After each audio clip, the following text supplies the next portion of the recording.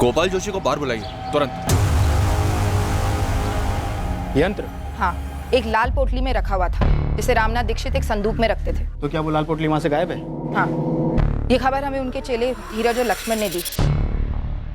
तो हम जानना चाहते हैं कि वो दोनों वाकई सच बोल भी रहे हैं या नहीं। ओके मैडम, मैं पता लगाता हूँ, क्योंकि काफ़ी लोग दूर दराज से भी रामनाथ दीक्षित के यहाँ आते थे। कोई ना कोई इस पर रोशनी जरूर डालेगा। यहाँ होता था, इधर, इसी में रखते थे गुरुजी। साहब हमने कभी पास से नहीं देखा, बस दूर से ही देखा करते थे। सिर्फ गुरुजी ही संदूक खोलते थे। उसके बाद वो अंदर से पोटली निकालते थे, फिर उसके अंदर हाथ डालते थे, ध्यान लगाते थे, साथ में मंत्र पढ़ते थे। साहब वो हमसे कहते थे कि उस पोटली में एक यंत्र है जो सिर्फ और सिर्फ उन्हें चमत्कारी शक्तियाँ देता है, लेकिन वो हमें उस यंत्र को देखने तक नहीं देते थे। अगर वो यंत्र इतना ही खास था कि गोपाल उसे चुराने के लिए इतना खतरनाक रास्ता अपना सकता तो वो तुम दोनों भी तो कर सकते।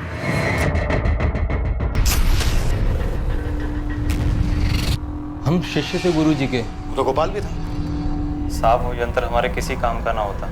अभी तो हमने विद्या पूरी सीखी भी नहीं थी, अभी तो पूरा ज्ञान आना बाकी था साहब। और साहब, उस यंत्र के लिए ज्योतिष विद्या का पूरा ज्ञान होना ज़रूरी होता है। सर, मैं अपने गुरुजी और उनके परिवार के साथ ऐसा करने के बारे में सपने में भी नहीं सोच सकता। आप मुझे नाम बताइए उसका, जिसने मेरा नाम घसीटकर इतनी घिनौनी हरकत का इल्ज़ाम मेरे सर डालने का प्रयास किया। गोपाल, तू तो तांत्रिक है ना, तू खुद पता नहीं कर सकता क्या अपनी शक्तियों के साथ? वैसे अब तो भीड़ बढ़ गई होगी ना तेरे पास, वो लाल पोटली मिलने के बाद। भीड़ बढ़ गई होगी? लाल पोटली? कौन सी लाल पोटली सर, क्या बात कर रहे हैं आप? हमारे पास इस बात के पक्के सबूत हैं कि तुम उस यंत्र के पीछे पड़े थे गोपाल। ये क्या बात कर रहे हैं सर? मतलब मैं क्या करता उसका? और मुझे तो पता भी नहीं कि आप जिस यंत्र की बात कर रहे हैं वो दिखता कैसा है। लाल पोटली तो देखी होगी जिसमें हाथ डाल के रामनाथ ध्यान लगाता था। मैं स्वीकार करता हूँ कि मैंने वो पोटली देखी थी जब मैं गुरुजी के यहाँ शिष्य हुआ करता था, लेकिन गुरुजी ने स्पष्ट रूप से मुझे बताया था कि ये यंत्र सिर्फ उनके उपयोग के लिए। जंगल में कड़ी तपस्या करने के बाद उन्हें ये यंत्र प्राप्त हुआ था। सर, मुझ पे उंगली उठाने वाले वो लक्ष्मण और धीरज हैं, मैं बता सकता हूँ, पर मेरी बात भी तो सुनिए कि मुझ पर ये झूठा आरोप वो किसी और के कहने पे लगा रहे। तुमने उनके सलाह दी थी ना कि संदूक में वो लाल पोटली नहीं है, ये बात वो हमसे ना बताए। झूठ, बिल्कुल झूठ। मैंने तो उनको बिल्कुल इसके विपरीत सलाह दी थी। तुम दोनों को तब के तब बता देना चाहिए था पुलिस को कि संदूक से लाल पोटली गायब है। तुम लोगों ने बताया क्यों नहीं अभी तक? गोपाल भाई, हमें लगा ही नहीं कि गुरुजी और उनके परिवार का कत्ल उस यंत्र की वजह से हो सकता है। अरे उससे तुम्हें क्या लक्ष्मण, तुम्हारा काम पुलिस की सहायता करना है। जाओ जाकर के पुलिस को सब कुछ बताओ, जाओ। सर, सीधी सी बात है, इन दोनों लड़कों को आनंद दीक्षित ने भेजा था आपके पास। तुम्हारे पास इस बात का कोई सबूत है गोपाल? सबूत की क्या आवश्यकता है सर, जाहिर सी बात है। आनंद और गुरुजी के बीच में पुश्तैनी घर को लेकर के विवाद था, और मुझसे भी, क्योंकि गुरुजी मुझसे सलाह मशवरा करते थे।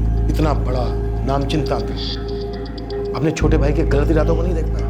यही तो दुर्भाग्य है, अपनी शक्तियों से पूरी दुनिया की मदद करना, अपने खुद के पीठ पे छुरा भोगने वाले अपने भाई को नहीं पहचानता। अगर वो यंत्र गायब है तो वो आनंद के पास ही। क्या पुलिस को संदूक में से यंत्र मिला? आनंद को भी उस यंत्र के ताकत के बारे में जानकारी थी। अब 2 और 2 की कड़ी जोड़ कर देखिए। आनंद ने पहले उन 2 पाखंडी शिष्यों से ये कांड कराया, उसके बाद यंत्र को हासिल किया, उसके बाद उन दोनों को मेरे पास भेजा गायब यंत्र की जानकारी देने के लिए, और फिर मुझ पे इल्जाम लगाया। तभी मैं सोचूं कि ये दोनों मुझसे ऐसे मिलने क्यों आए। सर, अब पूरा गणित बिल्कुल सही बैठ गया। ये पूरी साजिश के पीछे आनंद का ही।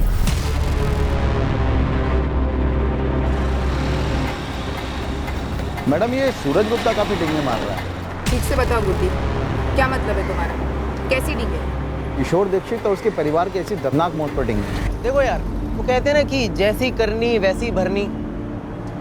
अब तुम जानते हो श्रेया तो मेरी गर्लफ्रेंड थी, लेकिन किशोर गलत था।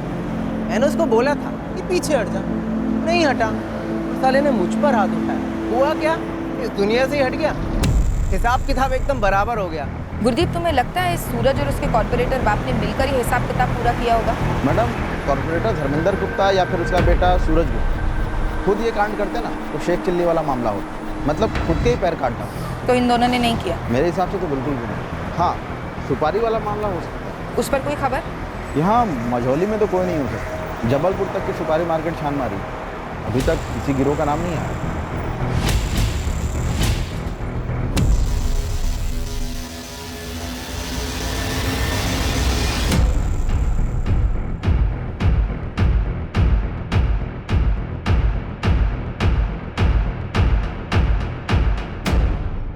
करीबन 20 लोगों से बात हुई है जो रामनाथ दीक्षित के पास जाते थे अपनी समस्या लेकर।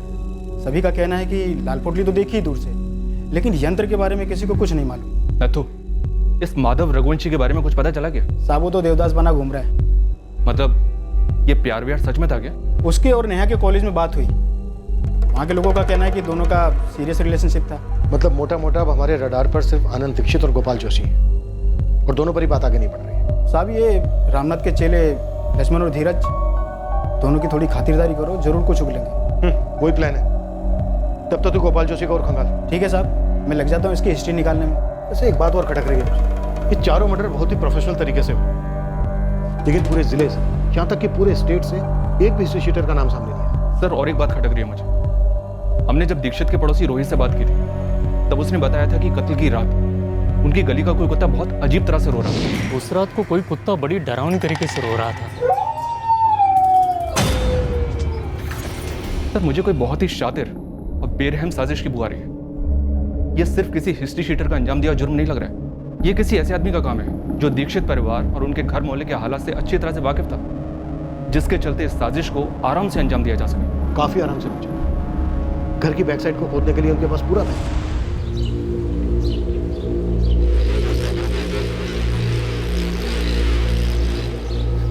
देखिए, लक्ष्मण और धीरज खुद से मुझ पे उंगली नहीं उठाते। कोई है जो उनके कंधे से मुझ पे निशाना साध रहा है। एक बार आप पता तो कीजिए। जी ठीक ठीक।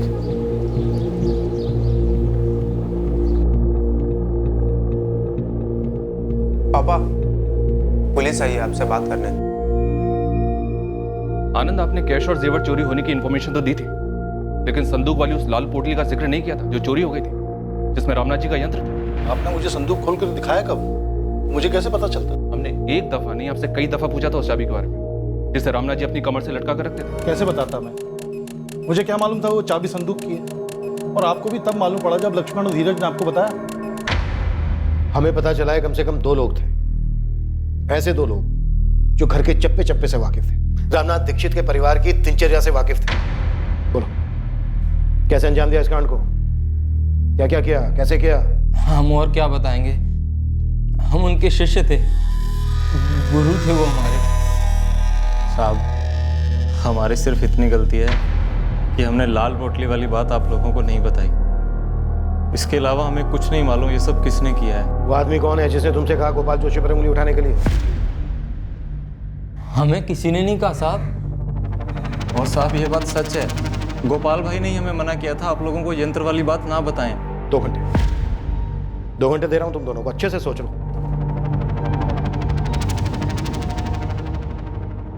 क्या सर, कुछ भी बोल रहे हैं आप? मैं समझ रहा हूं आपका गेम।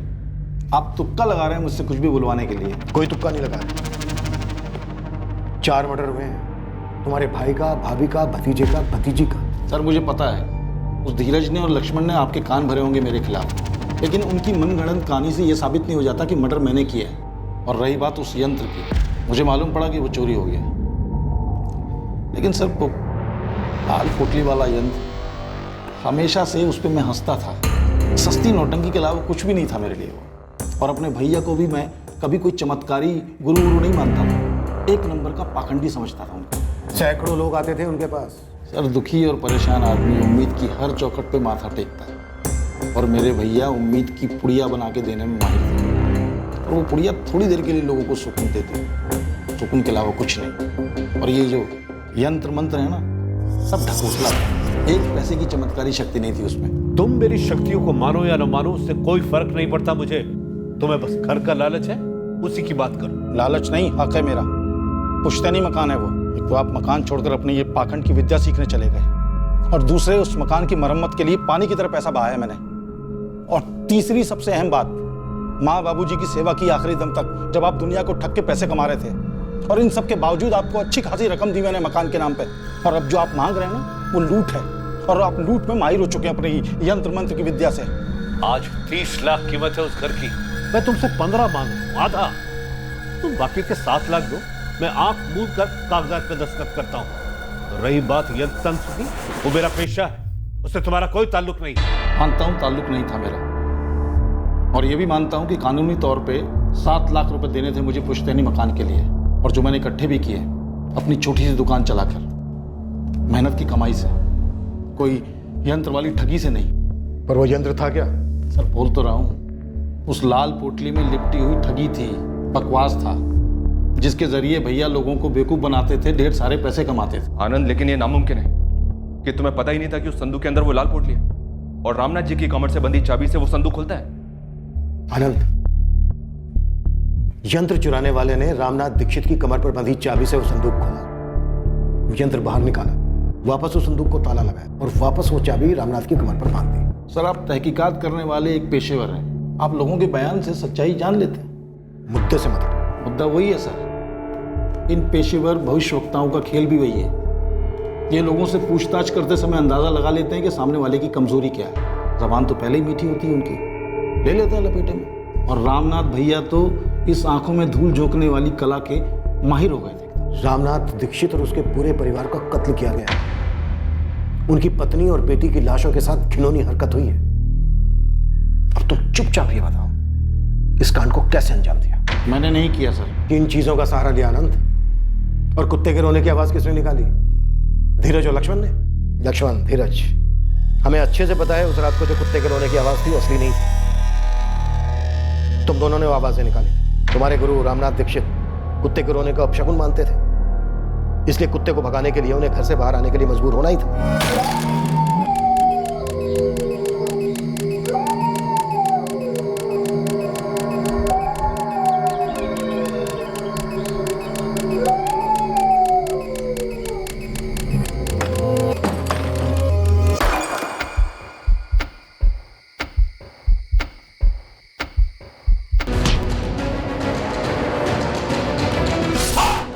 इसी तरीके से मारा, हाँ या ना?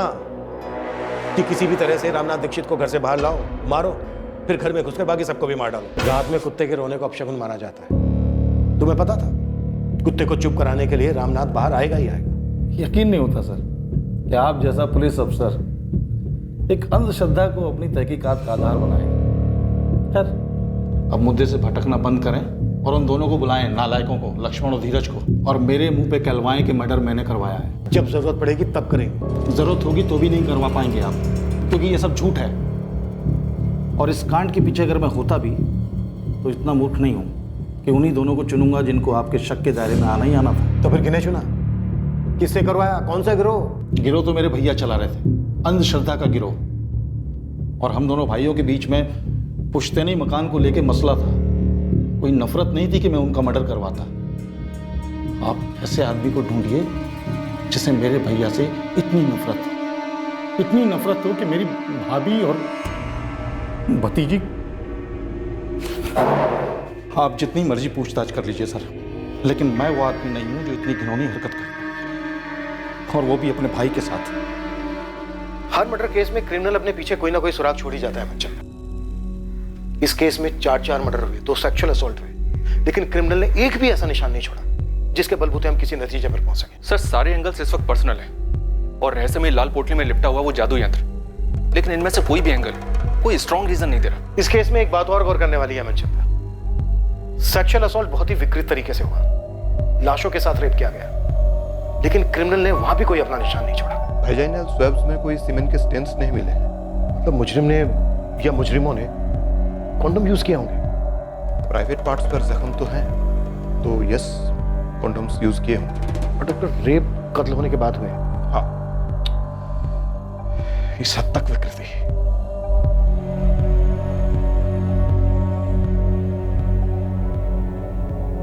क्या सोच रहे हैं इंस्पेक्टर? मनचंदा, एक बात मेरे दिमाग में है। इस केस में क्रिमिनल ने सेक्सुअल असॉल्ट के लिए जो तरीका अपनाया वो काफी विकृत तो है, लेकिन इन्वेस्टिगेशन के पॉइंट ऑफ व्यू से काफी सेफ भी है। पकड़े जाने का डर मिनिमम। अगर उसने रेगुलर तरीका अपनाया होता तो शायद सीमेंट के ट्रेसेस से वो पकड़ा जाता। इस पूरी वारदात को अंजाम देने के लिए उसने दिमाग काफी तेज लगाया। जी सर। मनचंदा, इस केस में हम पर्सनल एंगल को ठीक से फोकस कर रहे हैं ना, या फिर हमसे कुछ छूट रहा है? तो फिर और कौन हो सकता है सर? कोई राह चलते चोरों चक्के? पर इसकी भी तो हमें कोई लीड नहीं मिली है।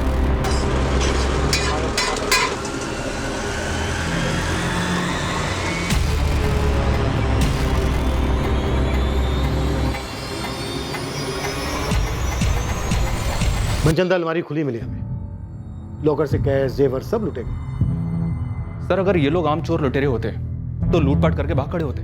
घर के पीछे जाकर कब्र क्यों खोदते? मेरा मतलब सर, इतनी मेहनत, इतना रिस्क क्यों उठाते? और सर, वो कुत्ते का रोना, अगर ये आम चोर डकैतों का गिरोह होता तो सर इतनी बारीकी से रामनाथ की कमर से वो चाबी निकालकर, उस संदूक से उस पोटली को निकालकर वापस चाबी को रामनाथ की कमर में लगा देते। इतनी बारीकी, मतलब सर कोई लॉजिक नहीं बनता। मनचंदा, वो लाल रंग की पोटली हमारे दिमाग में इसलिए बैठी हुई है क्योंकि धीरज और लक्ष्मण ने देखा कि वो संदूक में नहीं है। हो सकता है लुटेरों ने उसको छुआ ही ना हो, रामनाथ ने पहले से उसको निकाल के कहीं और रख दिया हो या फिर किसी को दे दिया हो। सर मुश्किल लगता है, और अगर ऐसा हुआ भी हो तो बाकी बातें एड ऑन नहीं होती है। सर मुझे लगता है कि आम चोरी के दौरान हुए मर्डर का केस है ही नहीं। रेगुलर हिस्ट्री शीटर्स नहीं थे वो लोग। सर, इस गोपाल जोशी की पूरी कुंडली निकाली है। ऐसी कोई लीड जो उसे इस जुर्म से जोड़ सके? इस वक्त कुछ कहना मुश्किल है सर, लेकिन उसकी कुंडली में काफी उतार चढ़ाव है, स्पेशली पिछले 4 सालों। 4 साल पहले तक वो जबलपुर के बाहर एक फैक्ट्री में कारीगर था। 2013 में गोपाल के पिता अनिल जोशी सीरियस स्ट्रोक के शिकार हुए थे। लकवे के उस स्ट्रोक के बाद वो कभी बिस्तर से उठ नहीं पाए।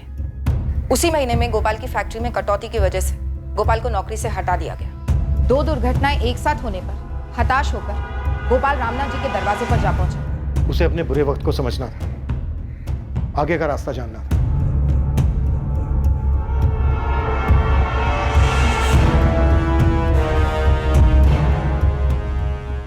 मैडम, फिर सुनने में आया कि रामनाथ के कहने पर गोपाल जोशी ने कोई बलि चढ़ाई। कैसी बलि? नर बलि? नहीं, चौकी अहमद किसी जानवर की बलि चढ़ाई। ये सब तो ठीक है नत, लेकिन क्या गोपाल की रामनाथ जी के साथ कोई अनबन हुई थी? किसी बात को लेकर झगड़ा, या उस लाल पोटली वाले यंत्र को लेकर कोई मसला? मैडम, इतना पता चला है कि रामनाथ से मिलने के बाद गोपाल को कई नई नौकरियां मिली, लेकिन वो कहीं टिक नहीं पाया। फिर वो रामनाथ का ही भरोसेमंद शागिर्द बन गया। रामनाथ कभी कभी अपने कुछ भक्तों का भविष्य गोपाल से पढ़वाने लगा। तुम्हारी समस्या तुम्हारे घर के 4 दीवारी में। जी गुरुजी। घर के किस सदस्य से? गुरुजी, बेटी का मसला है। बताओ क्या समस्या? लक्ष्मण और धीरज ने जैसे आप लोग को बताया कि रामनाथ अपनी विद्या अपने शागिर्दों को अच्छे से सिखाता जरूर था, लेकिन उसके बावजूद भी अपनी पोटली में किसी को हाथ तक नहीं लगाने देता था। ये यंत्र है क्या नथु? बहुत बड़ा झोल तो नहीं है? मैडम, वो सब तो नहीं पता, लेकिन एक समय के बाद गोपाल रामनाथ से अलग हो गया। उसने खुद की बैठक शुरू कर दी। जरूर कोई झगड़ा या अनबन हुई होगी। पता करो नथु, जल्दी। पर नथु कुछ पता नहीं कर पाया सर। रामनाथ के काफी भक्त गोपाल जोशी के पास जाने लगे होंगे। बिजनेस कम हुआ होगा रामनाथ का, जलन हुई होगी। लेकिन सर, अगर जलन रामनाथ की तरफ से थी तो वो खुद क्यों मारा गया, और उसका पूरा परिवार भी? मुझे एक ख्याल आया सर, जब रामनाथ जी के क्लाइंट्स भारी मात्रा में गोपाल के पास जा रहे हों तो रामनाथ जी ने गोपाल को धमकी दी होगी। कैसी धमकी बाबू? आधी अधूरी विद्या पाकर तुम लोगों के साथ छल कर रहे हो गोपाल। पाखंड है ये। क्षमा कीजिएगा गुरुजी। अरे इतने सालों से आप भी तो यही करते आ रहे हैं। मैं सच में भविष्य देख सकता हूँ। गुरुजी, देख तो मैं भी सकता हूँ, और आपको तो बहुत गौर से देखा है मैंने। क्या देखा तुमने? आपके हथकंडे, आपके पैतरे, वही 20-25 सवाल सारे भक्तों से घुमा फिरा करके पूछते हैं। उनके मन के हालात से इतने सालों से खेल रहे हैं, उनके मुंह से जवाब निकलवा कर उन्हीं को जवाब देते हैं, और वहीं से तो आपकी कमाई होती है ना गुरुजी। बकवास बंद करो गोपाल। मेरे पास सच में विद्या है, और मेरे भक्तों को जो तुम हथिया रहे हो ना, ये बंद करो। अब आ गए ना मुद्दे पे गुरुजी। आपसे देखी नहीं जा रही ना मेरी सफलता और आपकी घटती हुई कमाई। याद रखो, मैंने तुम्हें ये विद्या सिखाई, मैं इसे वापस भी दे सकता हूँ। धमकी दे रहे हैं आप? चेतावनी दे रहा हूँ। तुम जिस हालत में मेरे पास आए थे तो मुश्किलों से घिरे हुए थे। मैंने अपनी मंत्र विद्या और यंत्र की शक्ति से तुम्हारी सारी मुश्किलें दूर की। मुझे अगर क्रोधित करो, नाखुश करो, तो वही हालात है, पर उससे भी बदतर हालात में पहुंचने में देर नहीं लगेगी। इतनी शक्ति है मेरे पास। पुलिस ने अनुमान लगाया था कि इस तरह का कोई झगड़ा गुरु और शिष्य के बीच हुआ हो सकता है, जिसकी वजह से गोपाल ने इस हत्याकांड को करने की ठान ली। ये सिर्फ आपका अनुमान है, सिर्फ अनुमान। और वैसे भी चमत्कारी शक्तियों पर आप लोग कब से विश्वास करें?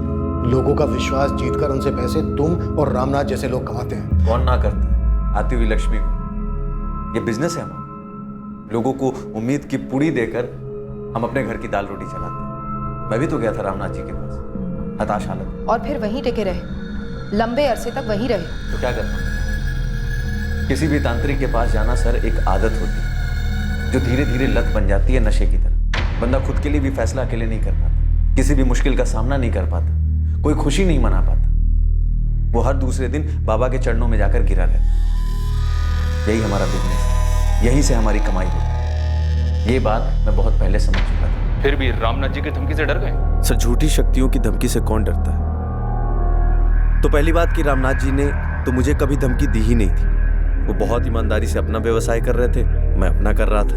और सर, रामनाथ जी और उनके पूरे परिवार को इस तरह मारकर मुझे क्या हासिल होगा, क्या मिला? तुम अब भी उंगली रामनाथ के छोटे भाई आनंद दीक्षित पर ही उठाओ। जी बिल्कुल। इन सब के बीच में सबसे ज्यादा फायदा आनंद दीक्षित को ही हुआ। जब शक उन पे गया तो उन्होंने बहुत चालाकी से चमत्कारी यंत्र और लाल पोटली के बीच में बातों को फंसा दिया, और आप लोग उसी के गोल गोल गोल गोल घूम रहे हैं। आनंद दीक्षित के पीछे पूरी टीम लगाई गई। उसकी एक एक हरकत पर नजर रखी गई। जिन्हें क्लीन चिट दी गई थी उन्हें दोबारा से पुलिस की रडार में लाया गया। नेहा दीक्षित के बॉयफ्रेंड माधव की बार बार पूछताछ हुई, इस उम्मीद में वो शायद कोई और खुलासा करेगा और उस रात पर रोशनी डालेगा और मुजरिमों का कुछ तो पता चलेगा। लक्ष्मण और धीरज, रामनाथ दीक्षित के दोनों स्टूडेंट्स पर कड़ी नजर रखी गई। टीम सिर्फ इसका इंतजार कर रही थी कि कब इनमें से कोई फिसले और इस केस की कोई तगड़ी लीड मिले। क्राइम सीन का भी बार बार री एग्जामिनेशन हुआ। सब कुछ इस एक उम्मीद से किया जा रहा था कि मुजरिम की तरफ कोई तो इशारा हो। साहब, जब से मैं खबरी बना हूं, मैंने आज तक इतने हिस्ट्री सीटर से बात नहीं की होगी जितना इस केस में कर ली। मैं लगभग दावे के साथ कह सकता हूँ ये काम किसी हिस्ट्री शीटर का तो नहीं है। तो फिर कौन हो सकता है? अगर ये रामनाथ दीक्षित के शागिर्दों में से कोई नहीं है, इसमें कोई हिस्ट्री शीटर इन्वॉल्व नहीं है, तो फिर वो कौन हो सकता है जो एक रात आया, घर में चोरी की, 4 मर्डर किए, 2 सेक्सुअल असॉल्ट किए, फिर लाशों को घर के बैक साइड में दफना कर बिना कोई सबूत छोड़े चला गया? कैसे मुमकिन है? सर, शायद ये मर्डर्स किसी पर्सनल एंगल की वजह से ना हुए हों और ना ही किसी राह चलते क्रिमिनल ने किए हों। भाविका, तो और क्या रीजन हो सकता है? अंधेरे में तीर चला रही हूँ सर, लेकिन ये किसी नाखुश कस्टमर का एंगल भी तो हो सकता है। तुम्हारा मतलब है रामनाथ दीक्षित का कोई भक्त, कोई ग्राहक जिसे एक्स होने की सलाह दी गई और हुआ वाई? Yes sir. या फिर बोला कुछ 1 महीने में ठीक हो जाएगा और लग गया 1 साल। एक अरसे से पूरा समय ही चल रहा है, ये दशा कब तक चलेगी? सिर्फ 3 हफ्ते। भविष्यवाणी सही नहीं निकली और बंदे का खून खौल गया।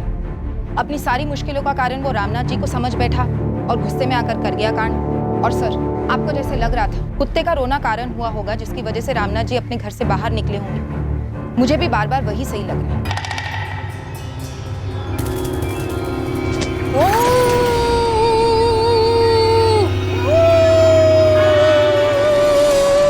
और सर, कुत्ते का वो रोना सिर्फ एक पैतरा नहीं था, मैसेज था एक घायल इंसान का रामनाथ जी के लिए कि सुनो, जिस पर तुम इतना विश्वास करते हो आज वो तुम्हारी मौत का कारण बनेगा। एक बौखलाए हुए भक्त की मानसिकता। मैडम, खूनी अगर भक्तगण में से है तो उसको ढूंढना घास की बोरी में सुई ढूंढने के बराबर होगा। सालों से भक्त आते हैं, कई सारे मध्य प्रदेश से, कई बाहर से। भाविका, हमने भी तो ऐसे कई लोगों से बात की है जिन्होंने रामनाथ से पुड़िया ली थी। मुश्किल से 4-5 ऐसे होंगे जिनको लाभ हुआ होगा। अब एक तांत्रिक की भविष्यवाणी का सच ना होना इसका मतलब ये तो नहीं कि कोई इतनी बुरी तरह से बदला लेगा। काश इस वक्त हमारे पास भी कोई यंत्र होता, हम भी मंत्र फूंक सकते, या फिर हमें ऐसा कोई बाबा मिल जाता जिसके सामने हम इस केस को खोल कर रखते और वो यूं चुटकी बजाकर मुजरिम और मोटिव दोनों का खुलासा कर देते। ये लो, हो गया केस, कर दो केस। मजाक अपनी जगह है। 3 हफ्ते हो गए हैं, 3 हफ्ते इन 4 मर्डर्स को हुए और अभी तक हमें एक भी सुराग नहीं मिला।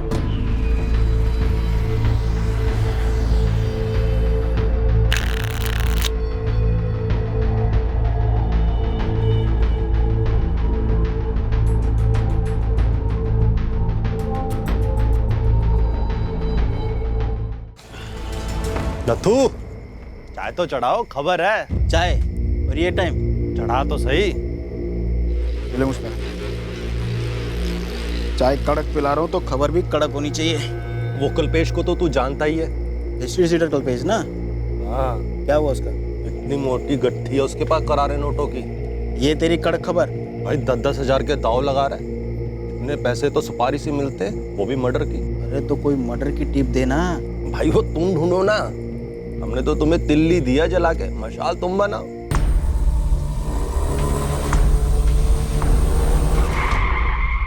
सब क्या कर रहे हो साहब? गाले क्या कर साहब? साहब आप लोग क्या करने वाले साहब? साहब क्या कर रहे हो साहब? साहब मैंने कुछ नहीं किया, सच्ची बता रहा हूँ साहब, मैंने कुछ नहीं किया साहब। कहाँ से लाए पैसे? नहीं तो यहीं पे लंबा कर दूंगा तेरे को। मेरी मेहनत की कमाई का पैसा है साहब। अच्छा, क्या काम करता है बे तू? हाँ, डॉक्टर है, वकील है, कॉन्ट्रैक्टर है या सुपारी कॉन्ट्रैक्टर? सब गोली मत चलाना साहब। किसकी सुपारी उठाई थी तूने? नहीं साहब, मेरी इतनी औकात कहाँ साहब, मैंने कोई सुपारी पारी नहीं उठाई साहब। वो एक बंदा चोरी का जेवर लेके मेरे पास आया था, बोला इसे बेच दे, तुझे तेरा कमीशन मिल जाएगा। मैंने वो सारे जेवर कांतीलाल सिसोदिया की दुकान पे बेच दिए।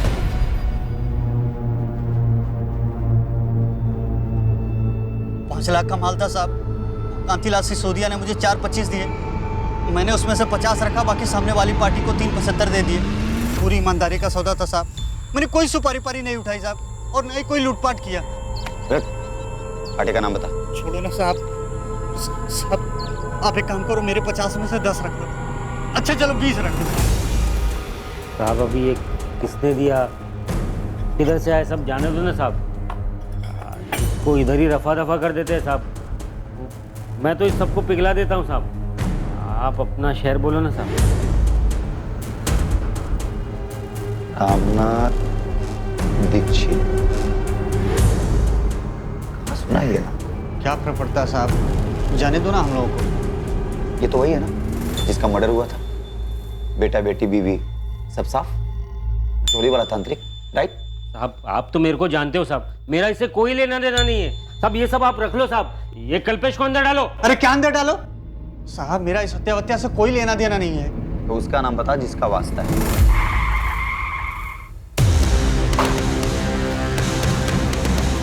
देखा साहब, हमें एक छोटे से कल्पेश के कितने कहां से काम पहुंचा दिया साहब। रवि नाम है उसका सर। रवि ही मिला था मुझे माल लेकर। कब आया था? यही कोई 1 महीना पहले।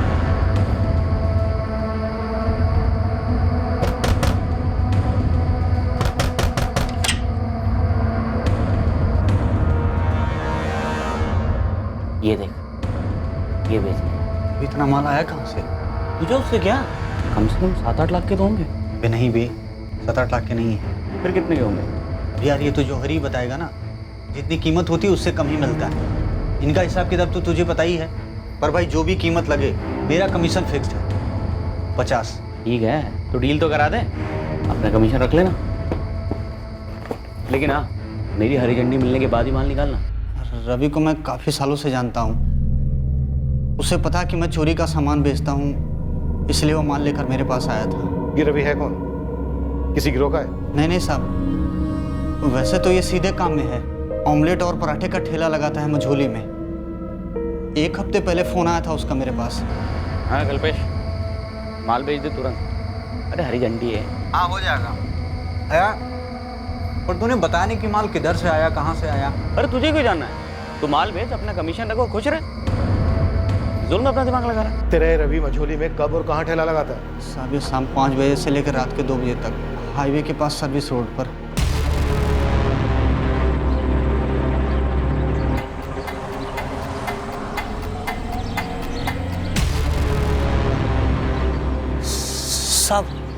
साहब हो रहा साइकिल पर रवि।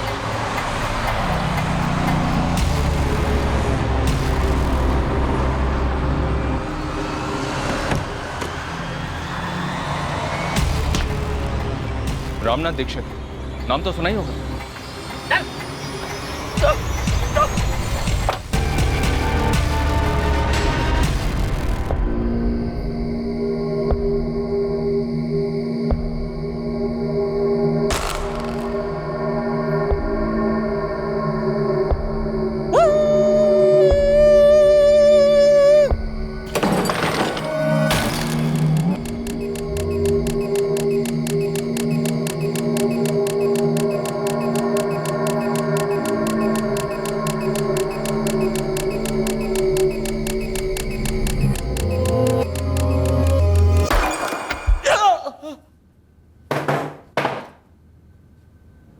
किसके कहने पे ये सब कह रहा?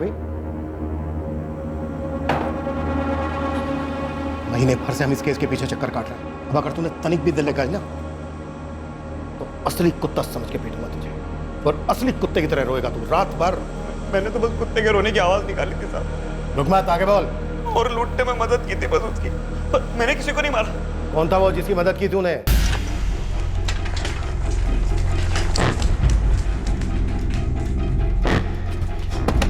धीरज, धीरज, पुलिस को वो बंदा मिल गया है जिसने गुरुजी के जेवर बेचे। क्या क्या बोला वो?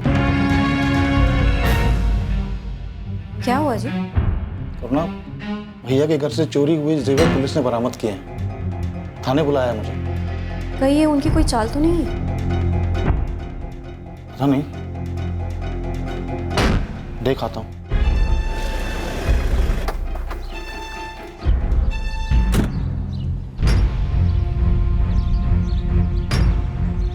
गोपाल, गोपाल जोशी।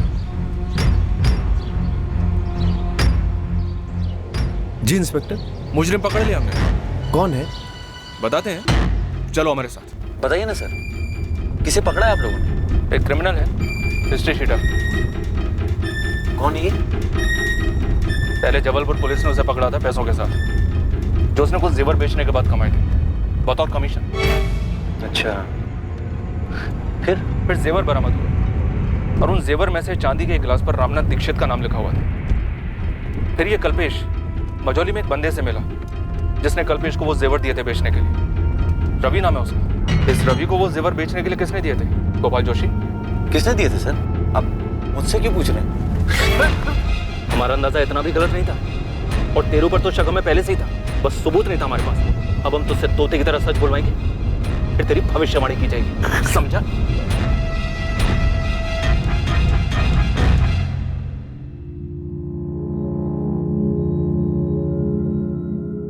नाम बोल रवि, नाम बोल।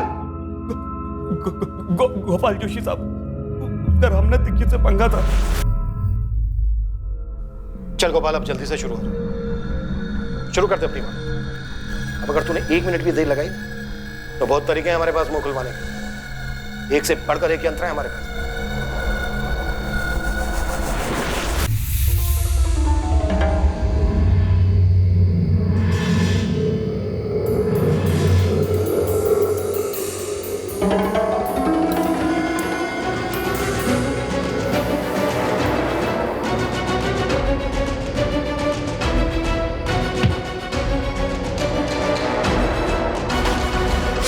मैं वो कसाई वाला चॉपर ले आऊँगा, एक बार में काम तमाम। कल रात ही करना हो, और कल पूर्णमासी भी।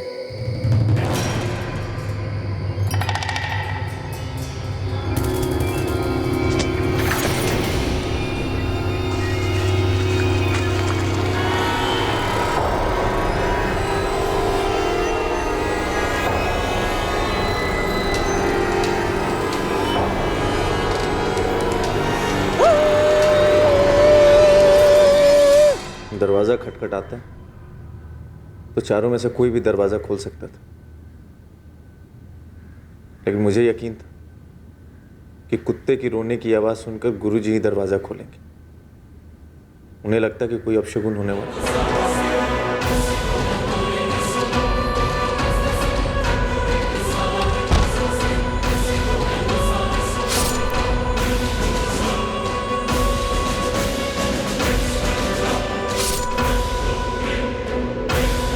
जो भी सामने आया सबको मार दिया।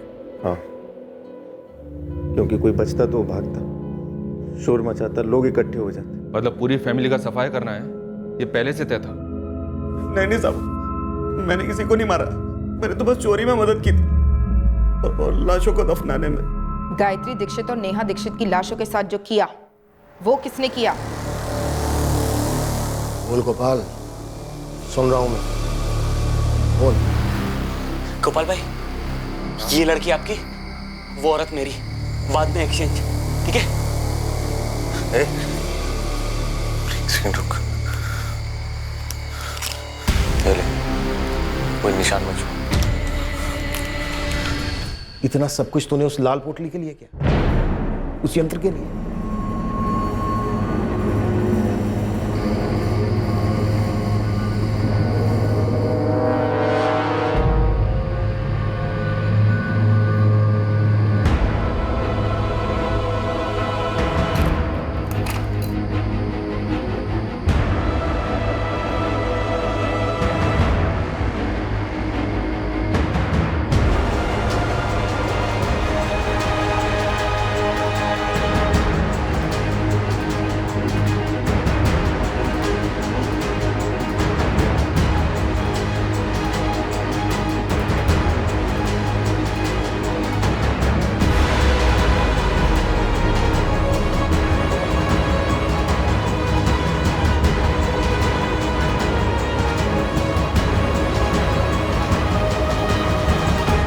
देखो गोपाल, अब अगर तुमने मेरा एक भी भक्त खींचा तो तुम्हारी खैर नहीं, बर्बाद कर दूंगा मैं तुम्हें। पहले मुझसे मेरी विद्या सीखी और अब तू मेरे ही ग्राहक छीन रहा है। तेरी इतनी हिम्मत। इतने सालों में पहली बार आपके मुंह से भक्त की जगह पे ग्राहक सुना, बड़ा अच्छा लगा। पाखंडी नहीं है आप मेरी तरह, धंधे वाले हैं और धंधे में नए ग्राहक बनाना अन्याय नहीं है, लेकिन पुराने वाले को भी पकड़ के रखें।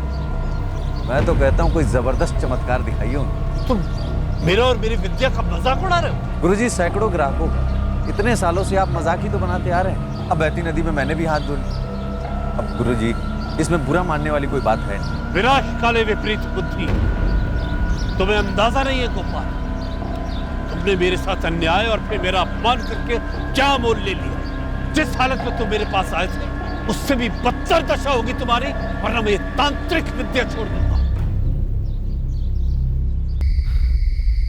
लाल पोटली कहाँ है? जला दी मैंने। उसके अंदर जो पत्थर था वो मेरे घर पे पड़ा। तुम अब भी उस पत्थर को चमत्कारी समझते हो? तंत्र का यंत्र है वो। कुछ जेवर भैया के नाम पे हैं और कुछ भाभी के। उस पोटली में सच में सिर्फ ये पत्थर था? हाँ, सिर्फ पत्थर, और तुम लोगों के लिए यंत्र। मुझे इसके बारे में कभी कुछ पता नहीं था, लेकिन इतना मालूम था कि जो भी ये बकवास